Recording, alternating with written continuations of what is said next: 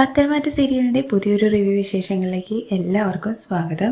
അഭി തന്നിൽ നിന്ന് അകന്നകന്നു പോവുകയാണെന്ന് മനസ്സിലാക്കിയ നവ്യ അഭിക്ക് ഇട്ടിട്ട് നല്ല പണി കൊടുക്കണമെന്ന് വിചാരിക്കുകയാണ് കേട്ടോ. അങ്ങനെ അഭിയെ അമ്പലത്തിൽ കൊണ്ടുപോയിട്ട് ചടങ്ങുകളുടെ ഭാഗമായിട്ട് ശൂലം കുത്തുകയും മഞ്ഞൾ വെള്ളം തലയിലൂടെ ഒഴിച്ച് ശൂലം കുത്തിയിട്ട് കാവടി എടുപ്പിക്കുകയൊക്കെ ചെയ്യുന്നുണ്ട് കേട്ടോ. അങ്ങനെ അഭിയുടെ ഈ കാര്യങ്ങളെല്ലാം കണ്ടിട്ട് നവ്യ സന്തോഷിക്കുന്നുണ്ട് കേട്ടോ. അഭിയെ കൊണ്ട് നവ്യ ഇതെല്ലാം ചെയ്യിപ്പിക്കുന്നത് കണ്ടിട്ട് നമ്മുടെ ആദർശനും അതുപോലെ തന്നെ നയനയ്ക്കും ഭയങ്കര സന്തോഷമാവുകയും ചിരിയൊക്കെ വരുന്നൊക്കെ ഉണ്ട് കേട്ടോ. അത് കഴിഞ്ഞ് എല്ലാ രീതിയിലും എൻ്റേത് മാത്രമാകണം എന്ന് വിചാരിച്ചുകൊണ്ട് നവ്യ അഭിക്ക് വശീകരണ പൊടി പാലിനകത്ത് കലക്കിയിട്ട് കൊണ്ടുപോകാമെന്ന് വിചാരിക്കുകയാണേ. അങ്ങനെ രാത്രി പാല് കൊണ്ടുപോകുന്ന സമയത്ത് നമ്മുടെ നയനയാണ് കേട്ടോ പാലെടുത്ത് വെക്കുന്നത്.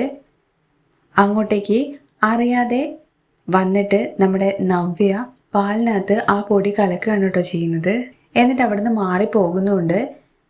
നയന അങ്ങോട്ടേക്ക് വരുന്നത് കണ്ടിട്ട് അങ്ങനെ നയനയാണെന്നുണ്ടെങ്കിൽ നവ്യ കലക്കി വെച്ച പാലെടുത്ത് കൊണ്ടുപോയിട്ട് ആദർശിന് കൊടുക്കുകയാണ് കേട്ടോ ചെയ്യുന്നത്. ആദർശാണെങ്കിൽ ആകെ ബോധമില്ലാതെ നയനയെ സ്നേഹിച്ചു തുടങ്ങുകയും അവരുടെ ഫസ്റ്റ് ഡേറ്റുമായിട്ടുള്ള ബന്ധപ്പെട്ട എല്ലാ കാര്യങ്ങളും നടക്കുകയാണ് കേട്ടോ ചെയ്യുന്നത്. പിറ്റേ ദിവസം എണീക്കുന്ന നയനയാണെന്നുണ്ടെങ്കിൽ ആദർശിനെ കാണുമ്പോൾ ചിരിക്കുന്നൊക്കെ ഉണ്ട് കേട്ടോ.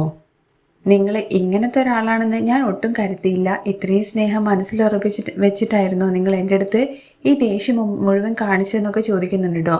പക്ഷേ നമ്മുടെ ആദർശിന് കാര്യങ്ങളൊന്നും ഓർമ്മയില്ല. എന്താ ഇന്നലെ സംഭവിച്ചതെന്നുള്ള കാര്യം പറയാൻ വേണ്ടി പറയുന്നൊക്കെ ഉണ്ട് കേട്ടോ നയനയുടെ അടുത്ത്. ഒരു ഭാര്യയും ഭർത്താവും തമ്മിൽ എന്തെല്ലാം കാര്യങ്ങൾ നടക്കണോ അതെല്ലാം നടന്നിട്ടുണ്ടെന്ന് പറയണേ.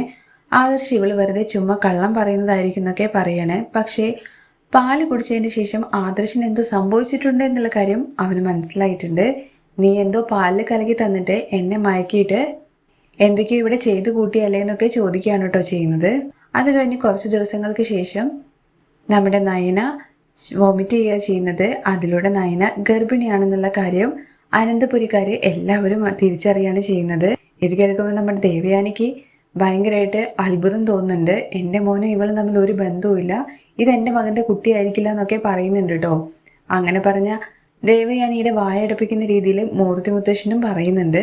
അങ്ങനെ നയന ഗർഭിണിയായത് അതൊരു വലിയൊരു ആഘോഷമായിട്ട് തന്നെ മാറ്റുകയാണ് കേട്ടോ അനന്തപുരിക്കാര്.